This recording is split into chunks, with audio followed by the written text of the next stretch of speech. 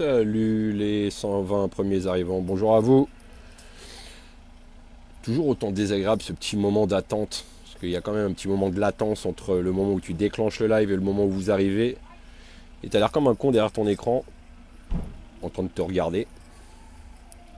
Et attendre les premiers bonjours arrivés. Rebonjour la famille. Ah ouais, alors pour ceux qui viennent d'arriver, j'ai fait un petit test sur ce qu'ils appellent aujourd'hui les directs ou les lives audio salon, parce qu'ils avaient été fermés pendant... Enfin, on pouvait y avoir accès, mais on ne pouvait pas l'enclencher.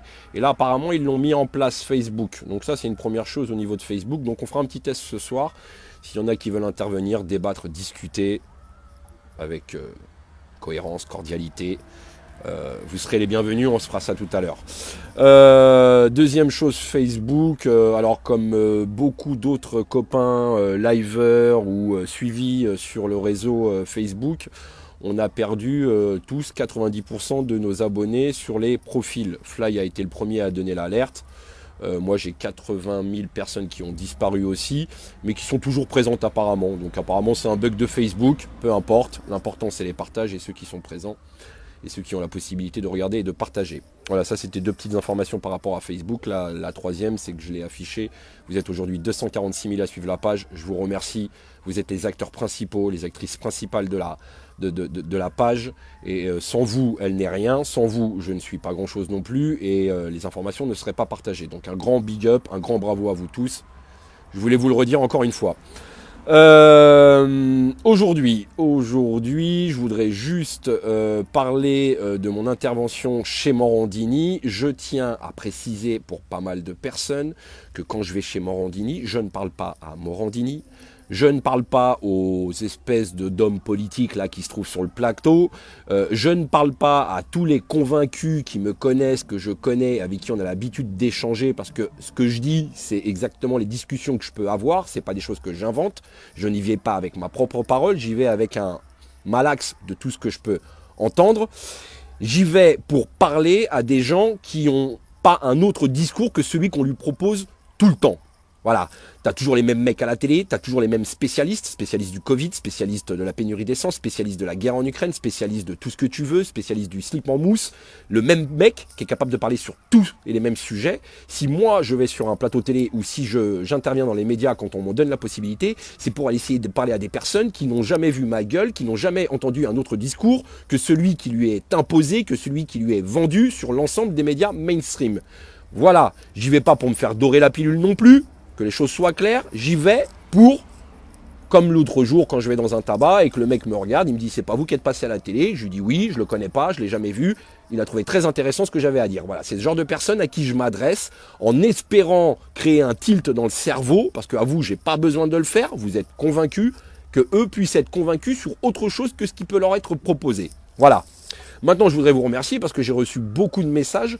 Il y en a beaucoup qui ont pensé que j'étais énervé pendant la discussion. Pas du tout. J'étais très calme. Bon, j'étais dans la rue. J'entendais très mal parce qu'on était en live Skype. Et de toute façon, pourquoi me permettre de leur laisser la parole, eux qui ont la parole tout le temps, eux qui ont des heures et des heures de propagande à vous vendre tous les dossiers du monde. Moi, j'ai 5 minutes pour intervenir, et ben en 5 minutes, j'essaye d'en placer le maximum. Et c'est pas à moi qu'on va apprendre la politesse quand j'ai affaire à des gens qui sont impolis envers le peuple, qui maltraitent le peuple. Et si je peux me permettre de leur couper la parole comme eux sont capables de faire, parce que au vu des insultes qu'a pu balancer le mec de la droite sur ma propre gueule en me traitant limite de feignant et de mec qui ne travaille pas, moi j'attends de le mettre au défi qu'aujourd'hui lui me poste son ticket de caisse parce qu'il a prétendu lui faire la queue à la pompe à essence. D'accord ? Donc je n'étais pas énervé, pas du tout. J'essaye juste de monopoliser les 11 minutes, moins les prises des paroles des autres, les 11 minutes de plateau, j'essaye de les optimiser à un max et de ne pas leur laisser la parole parce qu'eux l'ont beaucoup trop eu aujourd'hui. Et nous, à défaut de se faire déglinguer sur les réseaux, à défaut de se faire déglinguer sur les médias mainstream et de n'avoir jamais aucun droit de réponse, eh ben j'ai 10 minutes pour essayer d'en placer un maximum. Voilà, donc ça c'est pour juste rassurer les gens qui pensaient que j'étais énervé et que c'est vrai que ça devient incompréhensible au bout d'un moment. En plus, la plupart des mecs qui parlaient, je les entendais même pas dans mon casque, donc j'avais tout à fait... En tout cas, je me donnais raison de remplacer un maximum pour pouvoir dire, en tout cas, les 4 vérités. Je tiens à préciser certains propos sur la déresponsabilisation d'une partie aujourd'hui des Français qui vont être dans l'attente d'un gouvernement, d'un syndicat pour pouvoir bouger et espérer que les choses bougent, alors qu'on a très bien compris, en tout cas moi avec mes 40 ans, qu'il ne faut pas compter sur ces gens-là et qu'on peut compter que sur nous-mêmes. Je demande même pas à ce qu'on compte sur un Rodriguez et ce qu'on compte sur les gilets jaunes. Chacun doit compter sur lui-même, prendre ses responsabilités et de savoir s'il doit soutenir et si les gens qui se permettent aujourd'hui de venir insulter ceux qui gagnent soi-disant 2500 € par mois et qu'ils devraient fermer leur gueule à défaut de faire grève parce qu'apparemment ils sont grassement payés, eh ben moi je dirais plutôt qu'aujourd'hui ceux qui devraient ouvrir leur gueule, et encore plus fort que ceux qui gagnent 3000 € par mois, c'est ceux qui en gagnent 1200. Et eux devraient ouvrir leur gueule. Alors il est difficile pour ces gens-là de se mettre en grève. 1200 €, c'est très très compliqué. C'est généralement des petites boîtes et c'est des gens qui n'ont pas des structures qui leur permettent de pouvoir se faire une grève générale. Mais un minimum de soutien, à défaut de chier sur celui qui gagne mieux sa vie, à défaut d'être jaloux sur celui qui gagne 3000 €, essaie toi aussi de te battre pour gagner ces 3000 € parce que ton travail le mérite. L'effort que tu fournis pour ton travail mérite autant les 3000 € que le mec à la raffinerie, que le mec qui conduit son bus, que le mec qui instruit tes enfants, que la personne qui nettoie par terre, que celle qui nettoie les chambres d'hôtel. Tout le monde mérite ces 3000 € 3000 € parce que une étude a été faite, on n'est même pas rétribué à hauteur de 20% du travail que l'on fournit. On n'est même pas rétribué à hauteur de 20% et sur ces 20% qu'on te donne comme ça, qu'on te jette à la gueule, eh ben tu vas payer la moitié en impôts. TVA, impôt sur le gasoil, et puis tu vas encore gâcher la moitié pour pouvoir encore aller gagner ces fameux 20% sur lesquels on va te prendre la moitié. D'accord?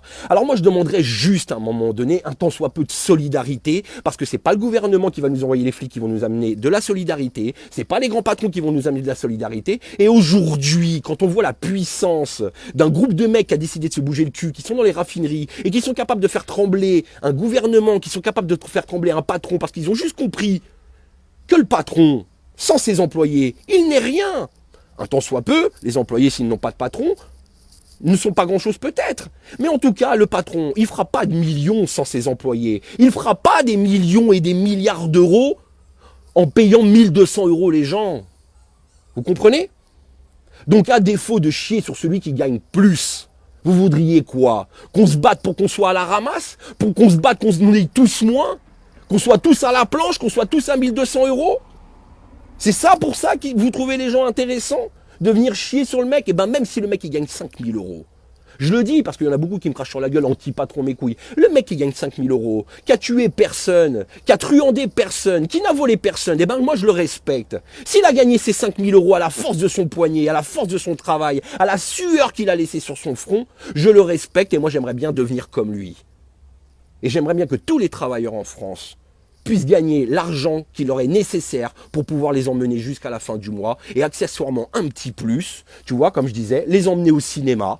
Sauf qu'aujourd'hui, les cinémas vont très très mal. Bah normal, à 15 balles la place, les mecs. À 15 balles la place, tu vas payer des Cadmerade et des Danny Boone des millions d'euros pour payer 15 € ta place, mais tu vas pas pouvoir le faire, tu vas pas pouvoir emmener tes gamins parce que ton salaire ne te le permet pas, parce que tu as déjà bouffé la moitié en énergie et l'autre moitié en impôts. D'accord?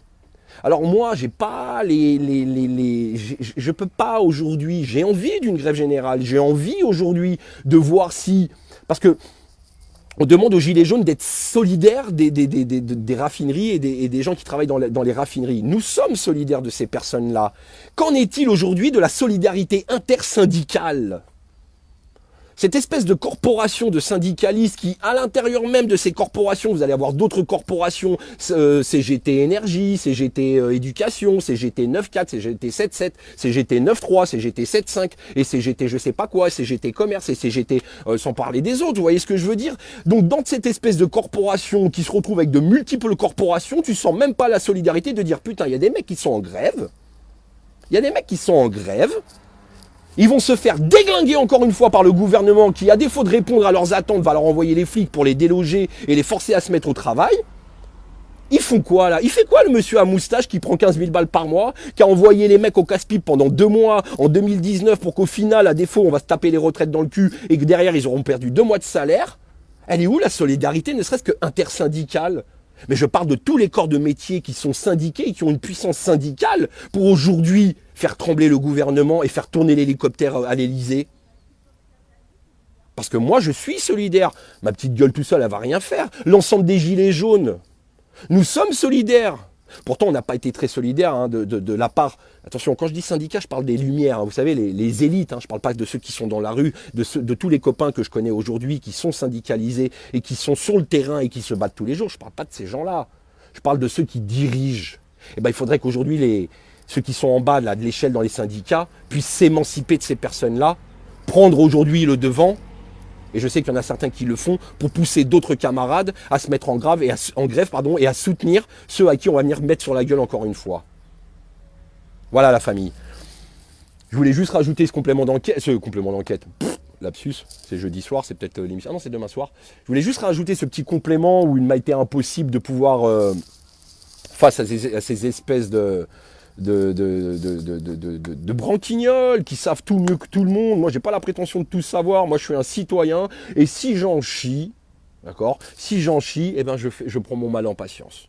Voilà. Parce que je me dis que si à un moment donné, je vais faire quelques kilomètres à pied et puis que je vais pas avoir mon essence pour pouvoir conduire, ben, peut-être que demain, ça ira mieux et qu'on pourra conduire moins cher et qu'on pourra gagner notre argent et qu'on pourra être tranquille et qu'on n'aura pas besoin d'attendre 100 € de l'État. Voilà la famille.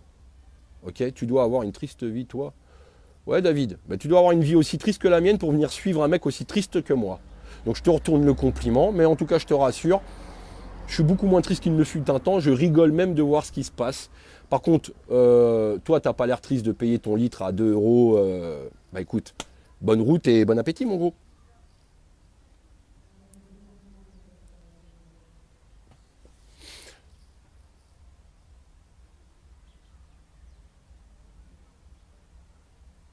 Ah, ils t'ont à l'œil, t'inquiète. Hop, voilà. Quand les mecs ils veulent faire des jeux de mots, hop, bannir. Voilà les gars. Bannir de tous les streams. Comme ça, tu auras ma tronche, mais tu pourras pas me voir. Sud, Post va entrer dans la danse. Oui, oui, hein, j'ai vu qu'il y avait certains qui commençaient. Attention, je généralise pas. J'ai vu qu'il y en a certains, les dockers, commencent à apporter leur soutien et leur solidarité. J'ai vu qu'il y avait Safran aussi, certaines entreprises de l'aéronautique. J'ai vu qu'il y avait des centrales nucléaires aussi qui se mettaient dans l'ambiance. Donc voilà, mais c'est très bien, c'est très bien. À défaut de s'attendre les uns mutuellement, eh ben, sautons le pas. Chacun d'entre nous, sautons le pas. Voilà la famille, je voulais juste rajouter ça et vous remercier encore une fois du nombre de personnes qui suivent cette page et qui la rendent active et qui partagent et du soutien que vous pouvez m'envoyer de par vos nombreux messages, de par les petites étoiles aussi que je reçois. C'est très sympa de votre part. Continuez à le faire, continuez à partager et une nouvelle fois, bienvenue à tous ceux qui viennent de rejoindre la page. J'espère que vous allez vous y plaire et que vous allez pouvoir partager les informations si cela, en tout cas, vous contente. Je vous fais un bisou. Pour ceux qui ont TikTok, il me manque que 200 abonnés pour atteindre les 10 000 aussi. Donc n'hésitez pas à venir vous abonner et on se retrouvera aussi via ce réseau-là. Je vous fais un bisou la famille et prenez soin de vous.